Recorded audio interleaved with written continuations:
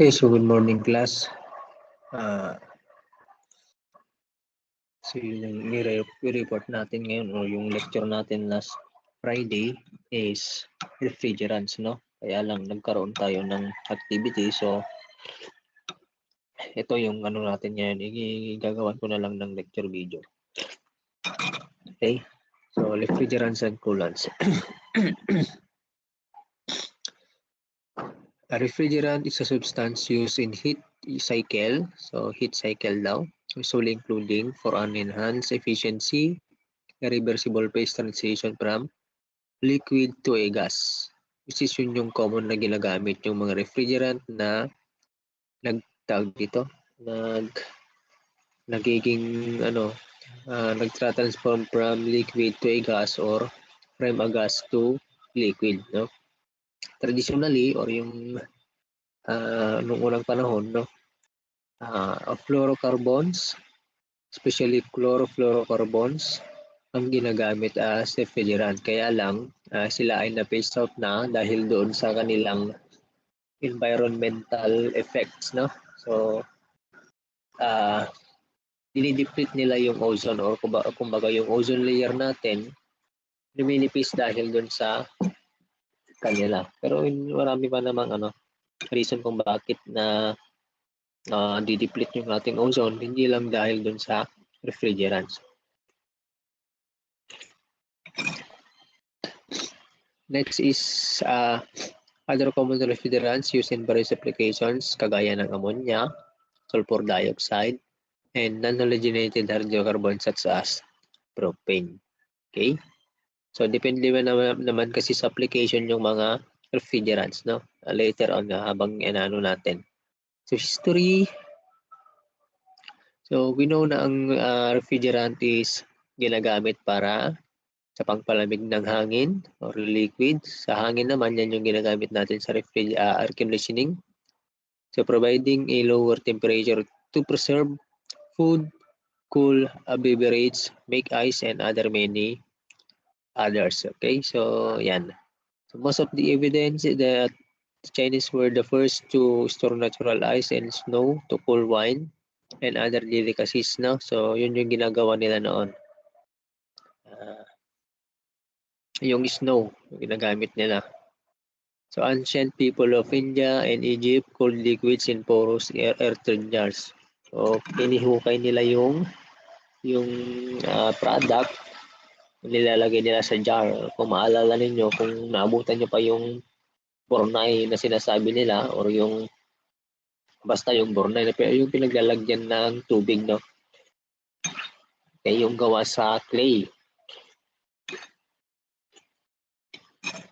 In 1834, Job Perkins, an American, developed a closed refrigeration system using liquid expansion and then compression to produce cooling. O ito na, dito na nag-start yung simple or yung vapor compression cycle wherein during heat addition, nagiging vapor siya and then kino-compress using yung compressor natin and then so from that nagiging superheated and then yung superheated kailangan mong palamigin para maging liquid ulit. Okay? So later on kapag as we go on, no, maano natin yung simple vapor compression cycle. We use ether as refrigerant in a hand-operated compressor. So water-cooled condenser and an evaporator in liquid cooler. Okay? Modern refrigeration and air conditioning equipment is dominated by, ito na yung sinasabi ko, karamihan sa mga refrigeration natin, refrigeration system tsaka air conditioning system, ang ginagamit ay na cycle ay yung vapor refrigeration, vapor compression cycle, no?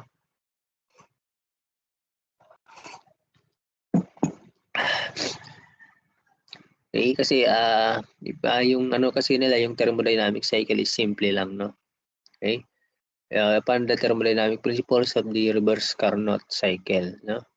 Pero sa totoo naman wala namang Carnot cycle.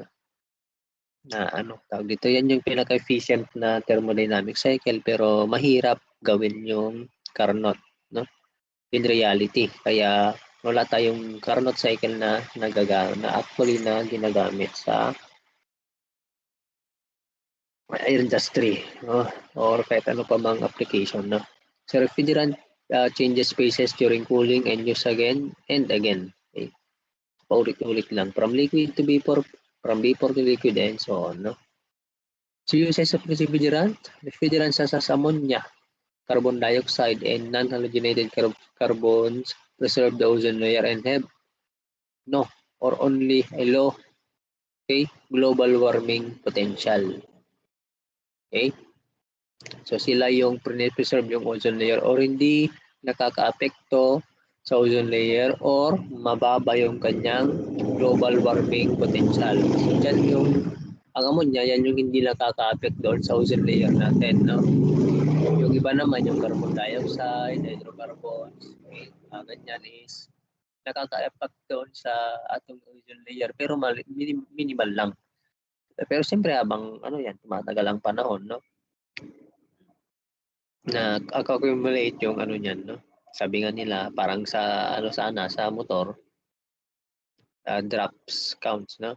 Okay, so yung global warming potential, mali-lecture natin dito mamaya. So they are used in air conditioning systems for buildings, sports,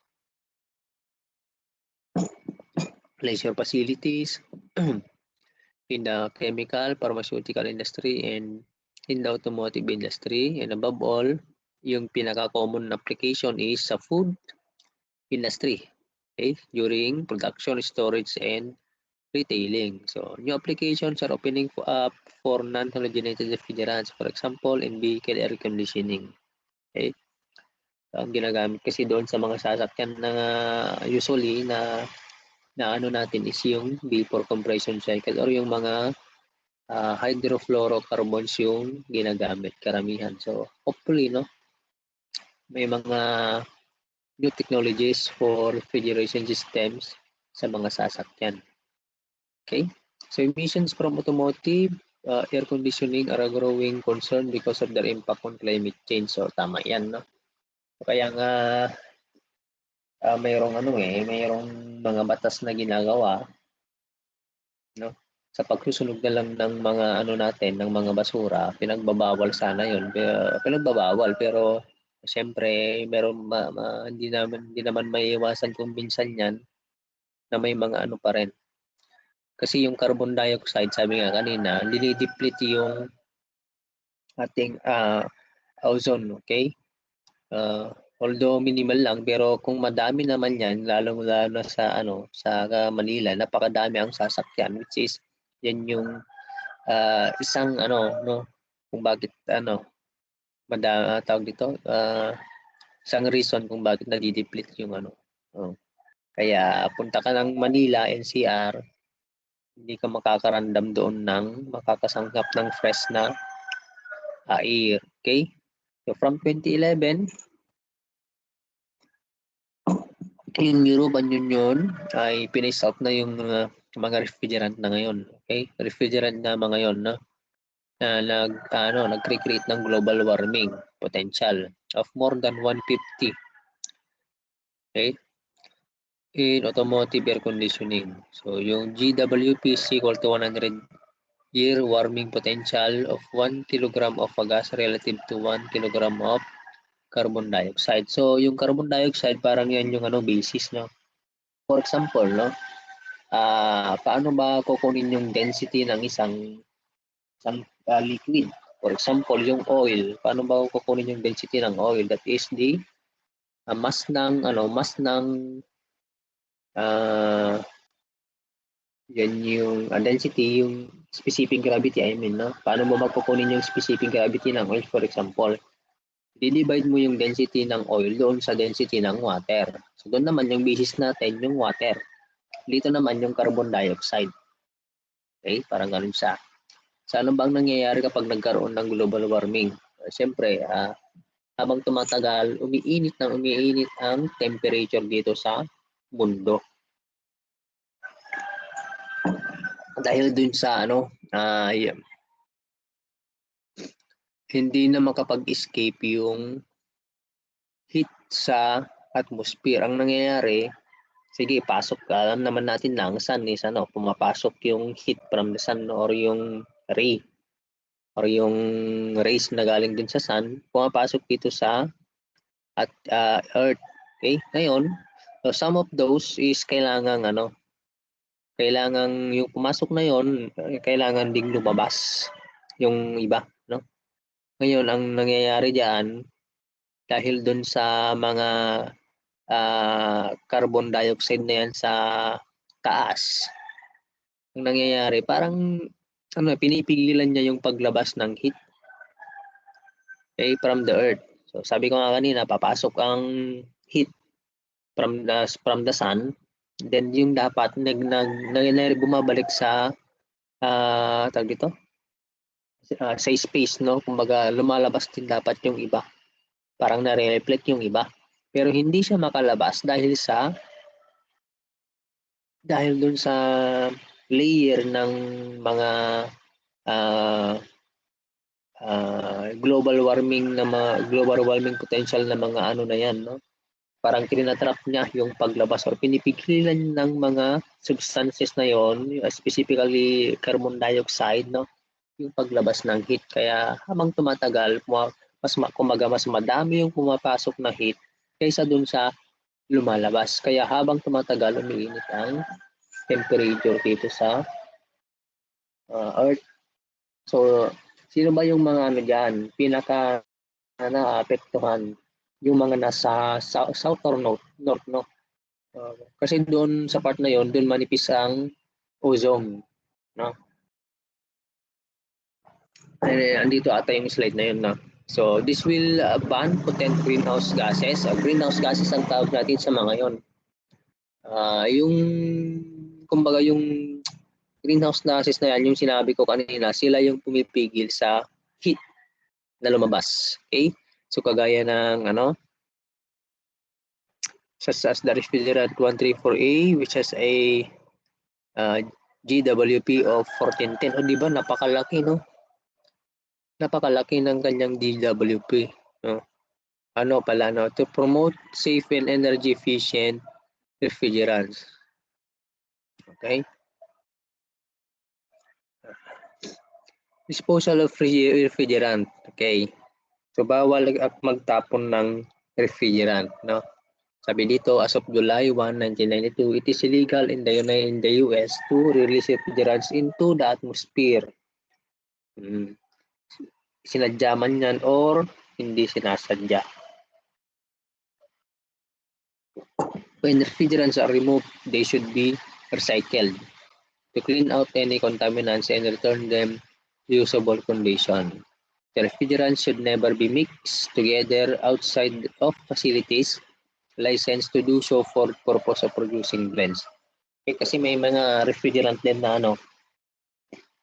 for example, may refrigerant 1, refrigerant 2, pwede mong paghaluin. Okay, pero hindi basta-basta, no, kailangan mo ng license. Lisensya. Siyempre, na yon sa mga manufacturing industry ng refrigerants. So, some refrigerants must be managed as a hazardous waste even if recycled. Kung i-recycle mo siya, kailangan pa rin ng matinding pag-iingat, no? And special precautions are required for their transport depending on the legislation of the country's government. Okay. So, dito ba yun? Sinasabi ko kanina. Parang wala. Well, anyway, baka makalimutan ko pa. Doon sa part ng ng North Pole or South Pole ata, yung may manipis na ozone.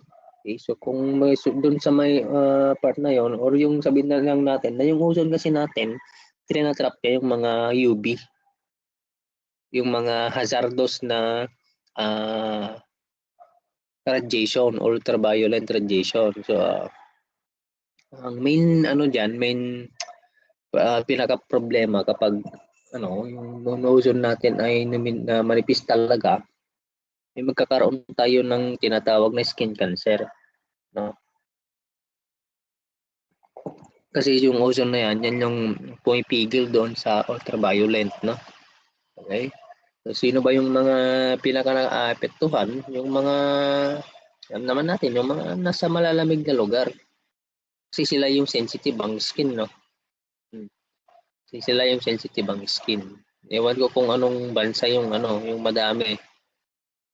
Sa part na yon, ang common talaga na reason ng skin cell cancer nila ay dahil doon, no?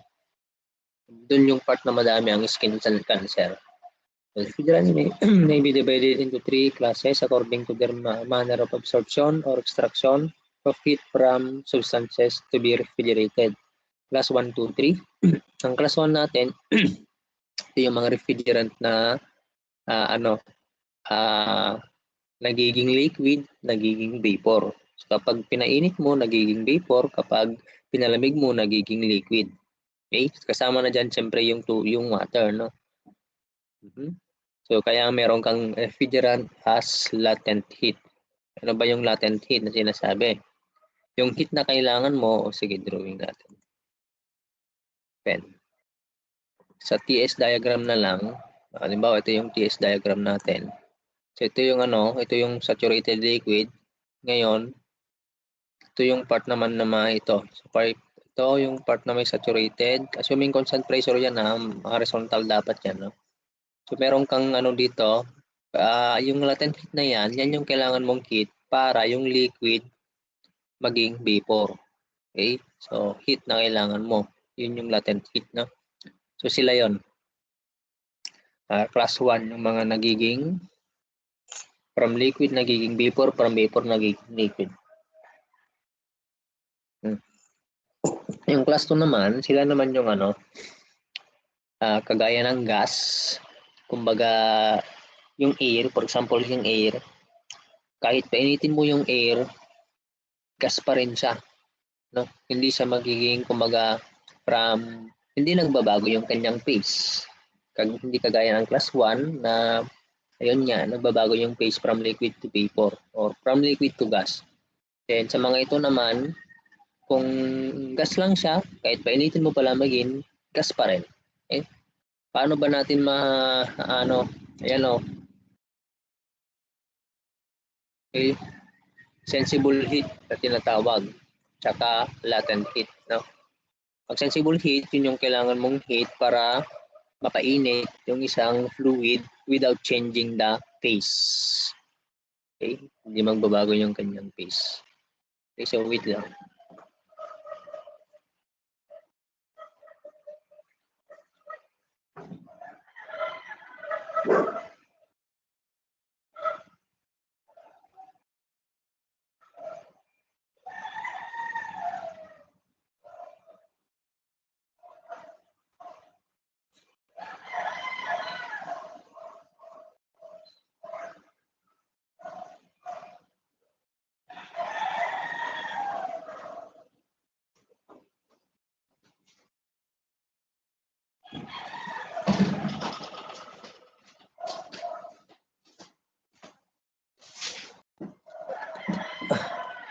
Okay? So, madami, no? Actually, yung air, calcium chloride brine, sodium chloride brine, alcohol, and similar non-freezing solutions. Okay? Non-freezing, no? Hindi sila, tag dito. Kumbaga, yung temperature na lang nila is hindi ganun kalamig, no? Hindi ganun kababa. Sabihin lang natin na hindi sila applicable para yung tubig gawin mong ice. Parang ganun na lang, no? The purpose of cluster refrigerants is to receive a reduction of temperature from class 1 refrigerants and convey this lower temperature to the area to be air conditioned. O ito na yung tinatawag na, kung tutusin, ang tawag natin dito is secondary refrigerant, no? Kagaya ng air conditioner. Yung dun sa natin, dun sa air conditioner natin, yung cycle doon is vapor compression cycle. Yung ginagamit doon is refrigerant na class 1. Ngayon, so parang pumapalamig mo yung room, kailangan mo ng air. Yung air, ipupunta mo dun sa air conditioner. Yung air conditioner na yan, palalamigin niya yung air, and then yung air na malamig, ipapunta doon sa parang ganito yun eh. Gawin ko lang Halimbawa, ito yung AC natin. Ito yung AC natin. Then, ito naman yung room natin or yung space, no? Ngayon, yung sa AC natin, yung refrigerant lang ginagamit dyan ay class 1. Ngayon, para mapalamig mo itong room, kailangan mo ng air, papasok mo dyan and then lalabas, papasok, lalabas, ganun siya. So, yung air dyan, yan na yung ating secondary refrigerant. Okay? And then, class 3 naman is isina na yung mga tinatawag na absorbers, no? Dissolution function by nature of their ability to carry liquefiable vapors, which produce a cooling effect by absorption of their heat of solution. They can also be classified into many categories. So later on, meron tayong topic kasi na mahirap pang intindihan yan ngayon kasi we will explain that later kapag nasa ano na tayo. Absorption refrigeration cycle, parang ganun, no? So parang ano, medyo nasa last part na ng ano, ng topics natin sa refrigeration systems, no? Okay, ano ba yung CFCs na tinatawag? Chlorofluorocarbons. Okay, it's an organic compound that contain only carbon, chlorine, hydrogen, and fluorine. Produced as a volatile derivative of methane and ethane. So, doon pala sila galing, no? Okay? Were first developed by General Motors researchers in 1920s and commercialized by DuPont as freons. Ang tawag natin doon ay mga freons. Okay, yung mga CFCs. Sila actually yung nakaka-deplete ng ozone, no, yung CFCs. Next. Okay, what is the negative impact of CFCs? The most notable effect of CFCs on the environment is the depletion of ozone layer. Ozone layer is essential to the most of life on Earth as it shields. Okay? Shields, sabi niya. Life forms from a large portion of the UV rays from the sun. Depletion of the ozone layer can lead to various problems for humans and other life forms on Earth, which can lead a strong regulation being imposed on CFC. So, kaya sabi nga dyan, may mga batas. Okay? Na kailangang i-implement. So, CFCs damage the ozone layer. One example of the consequences of the ozone layer is ozone layer hole right above the South Pole. So, meron pa palang butas doon, no? Meron palang butas doon sa may ibaba ng South Pole. So, buti na lang, hindi yung natin, yung Earth, halimbawa, ito yung Earth natin. So, dito yung South Pole, buti na lang yung ray or yung ray na galing doon sa sun, hindi gumaganon, no? Yun yung masama. Kapag yung ray na galing doon sa sun is lumiliko pa. Alam naman natin yun ay straight lang, no? Delikado pag ganun, no? May butas pala dito sa baba ng South Pole. Okay, so may baba yan. No? Kung ganun yung ray, nako, patay yung mga tao dyan. No? Kasi may butas pala dyan. True and true yung natin. No? Okay? So, that is the depletion of the comes allows protection from harmful rays from the sun. For example, sa New Zealand, asan ba New Zealand? Nasa malapit dito sa ano ata eh. Check nga natin kung asan ang New Zealand. Parang nasa ibaba ata ng South Pole. Search natin. New Zealand.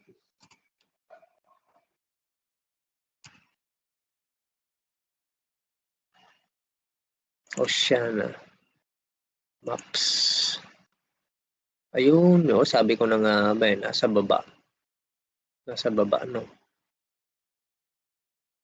Nasa baba ng Australia. Ito yung New Zealand. Malapit sa South Pole talaga.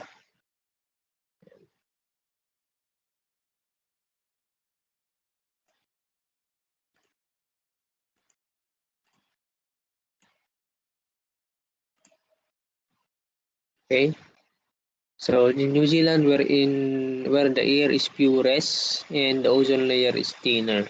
No? Rates of skin cancer are among the highest in the world. So, doon sa may New Zealand, nasa baba ng Australia. Okay. Yan. So pure pala, no? Air is pure. Kumbaga walang gaanong content yung ano. Actually may mga ano din, may tawag dito, hindi lang pure air yung ano, yung nararamdaman o yung naano natin dito sa atmosphere, meron pang mga halo yan actually, no?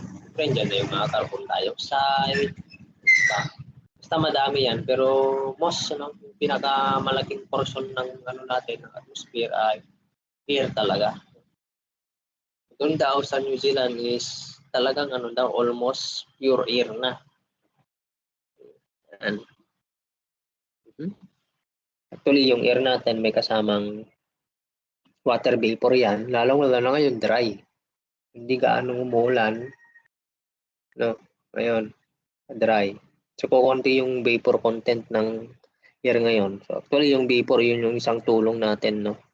Para maano yung ozone layer, yung UV. Okay? What is ozone layer? Ozone is an isotope of oxygen. Ayan, oxygen with 3 atoms instead of normal 2. Ooh! So, O3 pala, no? So, yung oxygen na nasa atmosphere natin, no? Ang ano doon is ganyan, no? O2. Ngayon, sa ozone naman, O3. Oh. So, dapat sana yung mga chemical is or yung mga scientists, no? Dapat gagawa sila ng paraan para mapakapal yung ozone layer natin dun sa tuktok. Ano ba ang gawin nila? So, para maging ganyan, ilan pa kayang oxygen yung ano, ilan ba? Oxygen plus, hindi ko na alam, no? Sa chemical ano na yan. It is naturally occurring gas which is created by high energy radiation from the sun. Okay. So, natural daw. Created by high energy radiation from the sun. Okay. Ozone depletion potential of a chemical compound is relative to the amount of degradation of ozone layer it can use, which with trichlorofluoromethane or R11, no? So, being fixed at an ODP of 1.0. So, kanina, sa GWP natin ay carbon dioxide. Ngayon naman dito ay R11. Okay. R11 naman.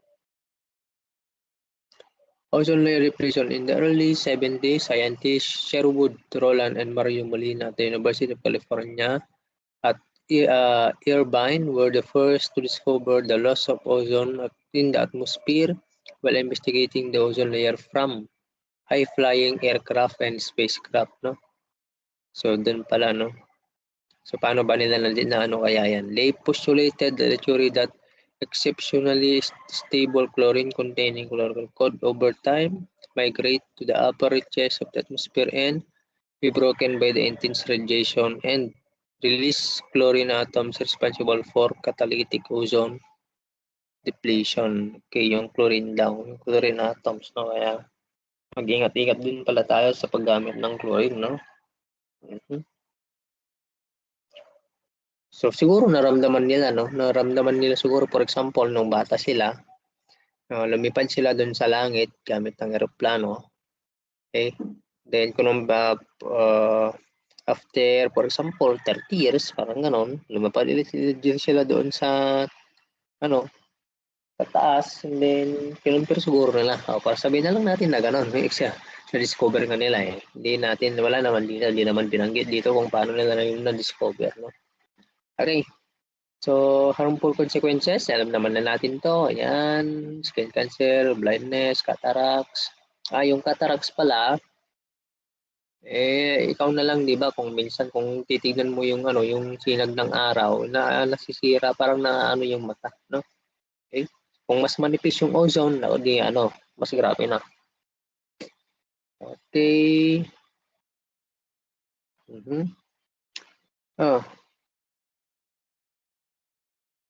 Areas of application.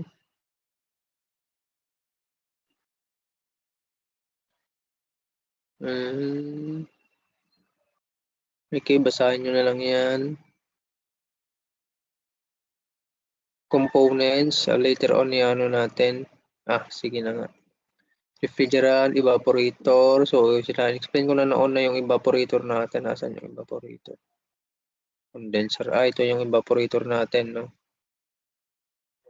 Chiller ang sa mga malalaking sa mga industry, chiller ang tawag dito.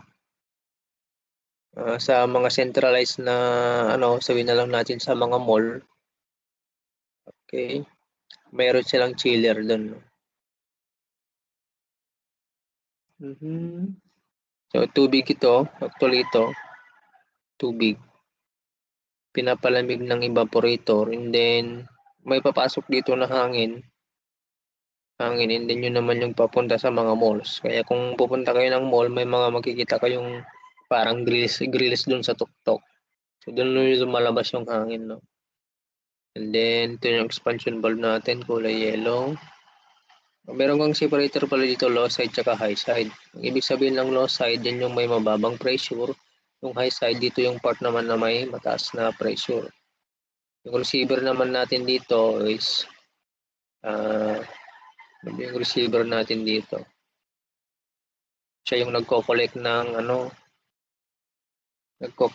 or sineseparate niya yung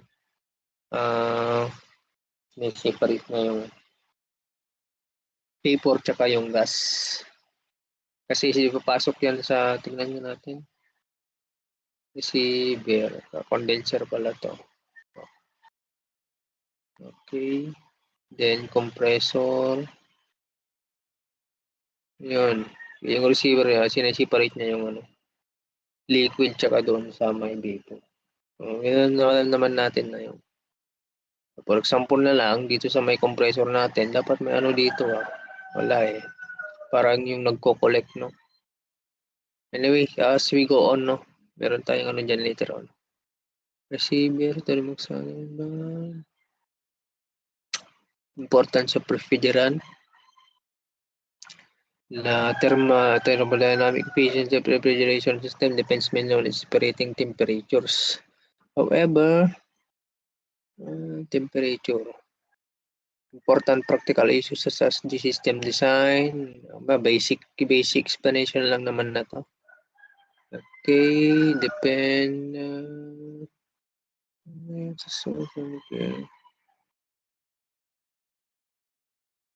Okay, so sabi dito, no? Due to several environmental issues such as ozone layer depletion and global warming in their relation to the various refrigerant use, the selection of suitable refrigerant has become one of the most important issues in recent times, no? So siyempre, no? Kapag gagamit ka ng refrigerant, check mo kung applicable ba talaga yung refrigerant na gagamitin mo. Kaya meron tayong criteria selection dito. Okay, one is selection of refrigerant for particular applications based on the following requirements: thermodynamic and thermophysical properties, and environmental and safety properties. So, dalawa, ha? Sa thermodynamic and thermophysical properties, suction pressure. Okay? Ano ba yung suction pressure? As much as possible, yung suction pressure is above the atmospheric pressure, no? Kapag sinabi nating above, for example, ang pressure natin sa may atmosphere, sabihin na lang natin yung standard at sea level, 101.325 kilopascal. So, dapat mas mataas yung suction pressure mo. Ano bang suction pressure? Yun yung pressure papasok doon sa may compressor. Okay? So, kapag mas mababa kasi yan sa atmosphere, sabihin na lang natin 90 kilopascal, ang tendency niyan baka magkaroon ng leak. Ngayon, dahil dun sa mas mababa, actually vacuum na yan eh.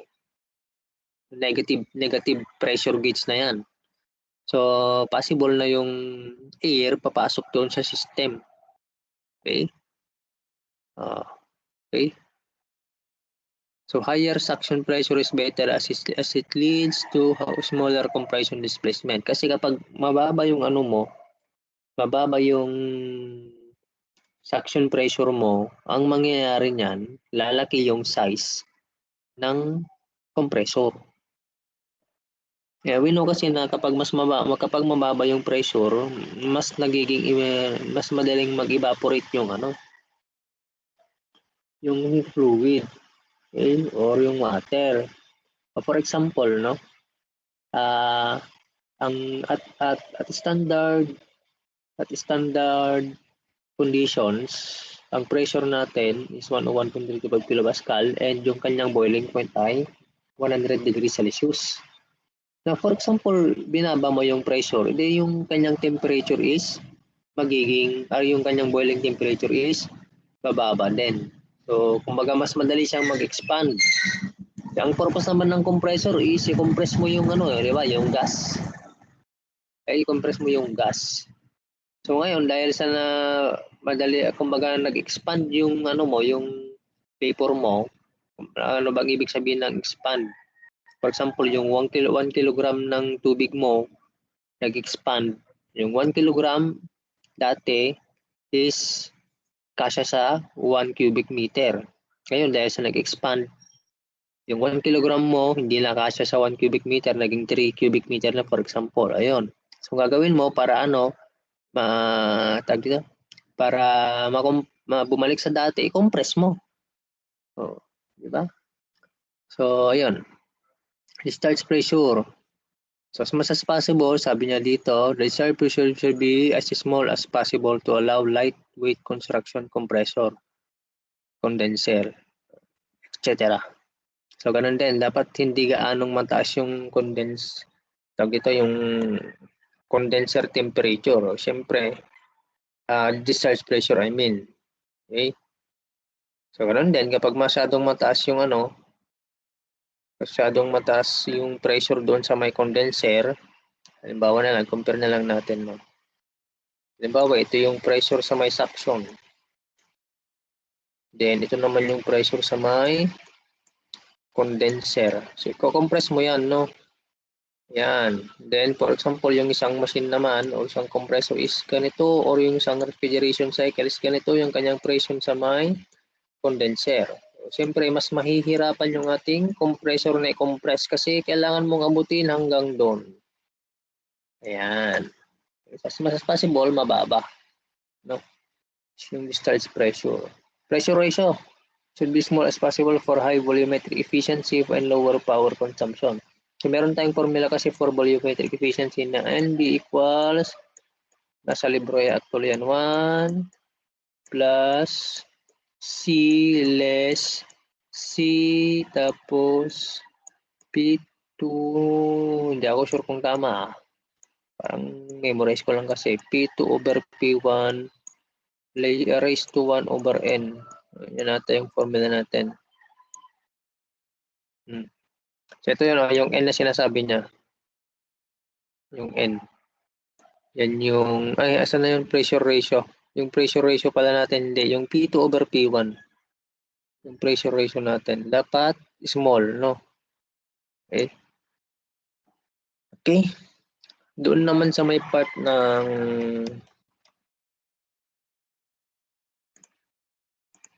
eraser. Doon sa may part naman ng latent heat of vaporization, as much as possible, sabi niya, dapat large. Okay? Kasi mas madami yung heat, no? So that the required mass flow rate per unit cooling capacity will be small. Okay, paano ba yan? Ganito yan. So meron tayong dalawang refrigerant. Ito yung isa, ito yung kanyang saturation line, ito naman yung saturation line ng isa. Yung kasi natin, tawag dito, ito yung from point na ito, papunta dyan, is, yan yung tinatawag natin na latent heat, no? Sabi ko nga kanina, yan yung latent heat, yan yung kailangan mong heat para yung liquid or yung saturated liquid maging saturated vapor. So kung mapapansin natin, mas mahaba tong part na ito. So kung mas mahaba yung part na yan, okay, compare natin dito, so mas maganda. Ayan sabi nga dyan, mas maliit yung kailangan mong mass flow rate per unit cooling capacity or yung natin, yung Q sa may evaporator over mass ng refrigerant is lesser. Okay, kapag mas malaki yung, kumbaga, kukunti lang yung ilalagay mong refrigerant doon sa may cycle mo. Sa may vapor compression cycle, kapag mas malaki yung, mas mahaba yung line na yan, latent heat of vaporization. Hindi nakatipid ka ng refrigerant kung ganun mangyayari. Then, ano pa, isentropic index, compression, yan yung sinabi ko kanina, 1/2 P2 over P1 raised to 1/N ba to?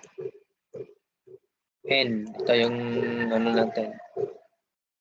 Isentropic index. K pala, no? K. Isentropic kasi K. K dapat yan, no? Dapat mas maliit yan. Okay? Para mas maliit din yung compressor na kailangan mo or yung energy or yung work na kailangan mo para i-compress mas mismo. Ayan pa lang sa ratio natin. No? Kasi thermodynamics, alam nyo naman yan. No? Thermodynamics pa. Yung ano natin, work ng compressor equals, ano na yun, P2 less P2 over P2 B2, yun natin, P2 B2 less P1 B1 over 1/N o 1/K, yun natin yan. No? Liquid specific heat should be small so that the degree of subcooling will be large, leading to a smaller amount of flash gas at evaporator unit. So specific heat, no? So that the degree of, ganito kasi yan, no? Kumbaga, napakalaki na yung heat na na-absorb niya, pero yung pag-decrease niya na, or pag-increase niya ng temperature ay mababa. For example, pinainit mo yung isang fluid. For example, ang temperature niya ngayon ay 1 degree Celsius.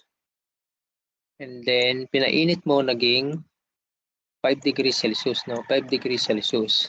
Ngayon, meron kang another fluid, ang temperature niya dati ay 1 degree Celsius.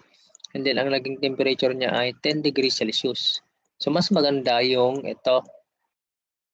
Yung 1 degree Celsius naging 5 degrees Celsius. Assuming na same amount of heat ang na-absorb nila. Kumbaga, pinainit mo siya at 1 kilojoule. Then, yung isa naman, pinainit mo siya using 1 kilojoule of heat. So, mas better yung ito. Kumbaga, sabihin na lang natin, pinasukan mo siya ng 10 kilojoule, naging 1,000 degrees Celsius na yung kanyang temperature. Hindi yun maganda. Kasi alam naman natin na ang 1,000 degrees Celsius, nakakasira yan sa strength ng metal. Baka yan, 1,000 degrees Celsius na melt na pala yung compressor mo. Okay? And then, vapor specific heat. Ano ba yung specific heat? CP. No, specific heat CP. Yan yung kailangan mong heat, no? Para mapa-init ng 1 degree yung isang fluid, no? Should be large so that the degree of separating will be small. Ngayon kasi ganito yan, no? Kapag ang CP mo is mas malaki, mas mahirap pa initin yung isang fluid, no? Compare mo na lang. Yung water, ang CP niya is average CP ng water is 4.187 kilojoule per kilogram degree Kelvin or degree Celsius. Yung air naman natin is 4.187 na yung anong tubig natin. Yung air naman natin is 1 point. Sabihin na lang natin 1.00. Kumbaga, mas madali mong painitin yung air kaysa dun sa tubig. Okay? Ayan. Thermal conductivity, alam naman natin yan, no? Pumasok na tayo, tapos na natin yung heat transfer. Yung viscosity naman, yung pagkalapot niya, no? Pagkalapot. Okay, kapag mas malapot kasi yung isang fluid, mas mahirap yan ng ipump. Sipin mo na lang, mas madaling ipump yung tubig kaysa dun sa oil. Okay? Ganon. Viscosity. Ano pa ba? Environmental and safety properties. Tingnan natin. Baka mahaba pa ito. Madami pa. Anong oras na ba?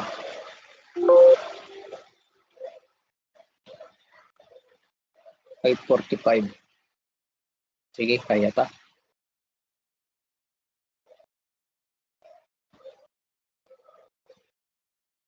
Okay. So, environmental and safety properties. Parang naulit naman na ata to, no? Sabi ko na ata kanina. Okay, ODP. Ozone depletion potential, according to the Montreal Protocol, the ODP of plan should be 0. Siyempre naman, no? Okay, they should be non-ozone depleting substances. Refrigerants having non-zero ODP have either already been phased out. Yun lang. Na-phase out. Okay? Yung mga zero ozone depletion. Bakit kaya, no? Since ODP depends mainly on the presence of fluorine and bromine in the molecules of refrigerants having CFCs approvals cannot be used under the new regulations. Okay.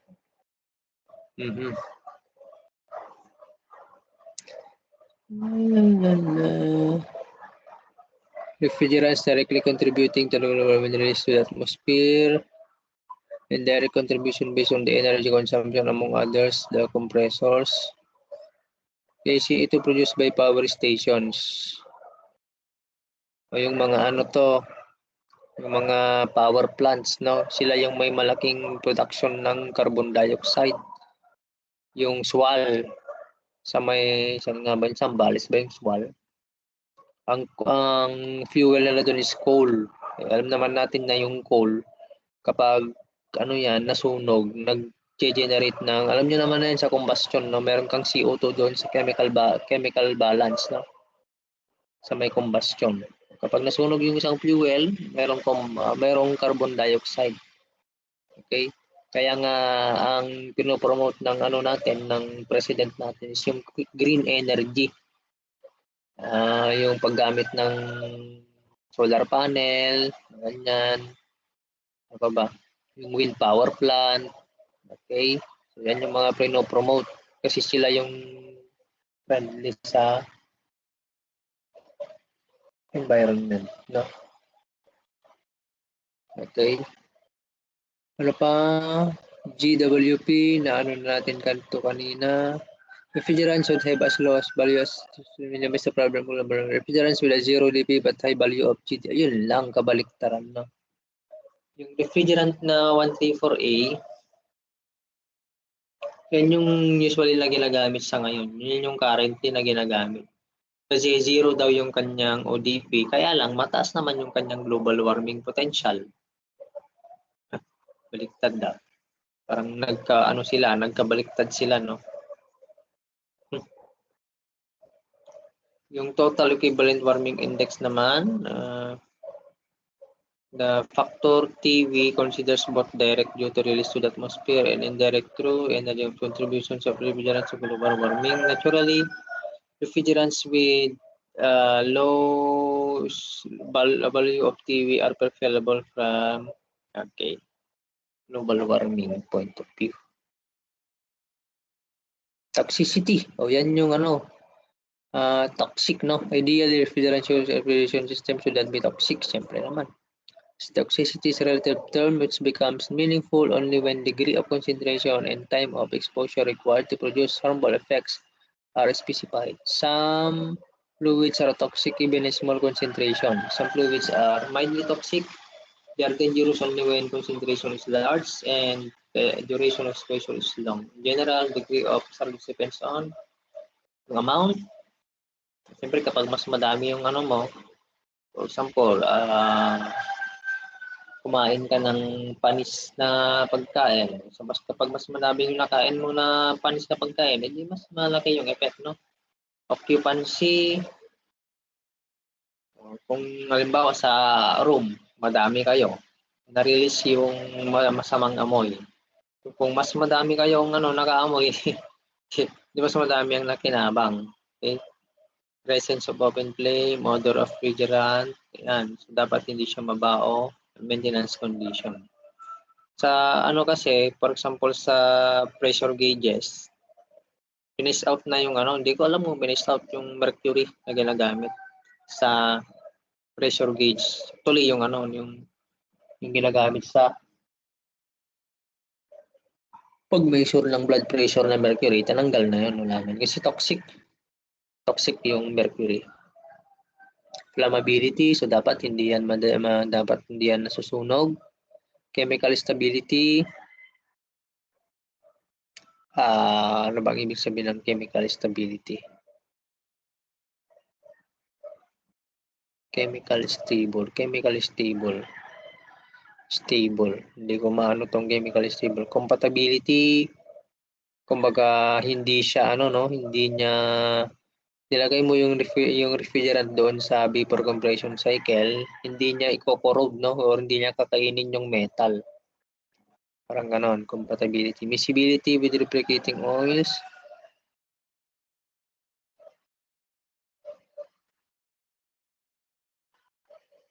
Kumbaga, miscible na bang ibig sabihin ng miscible? May halo.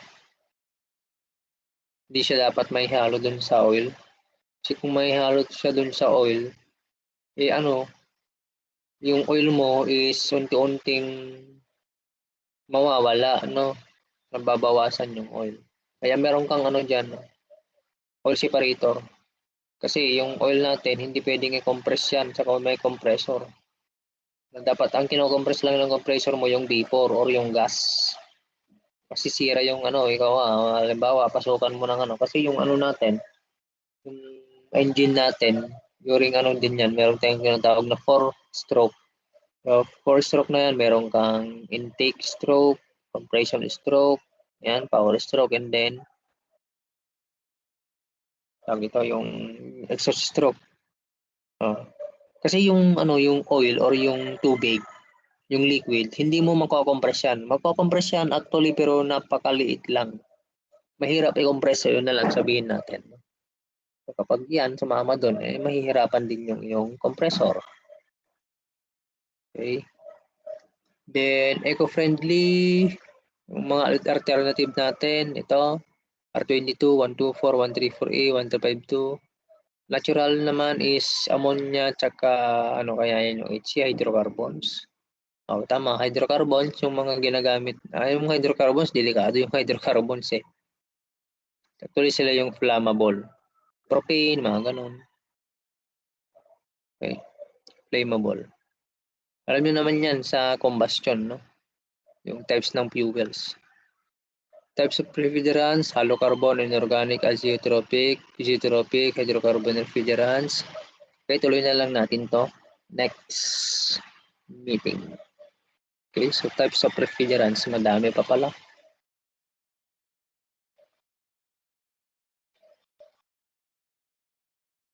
Anyway, hindi naman na kailangan explain yung iba pala dito. So, malapit na. Malapit na rin.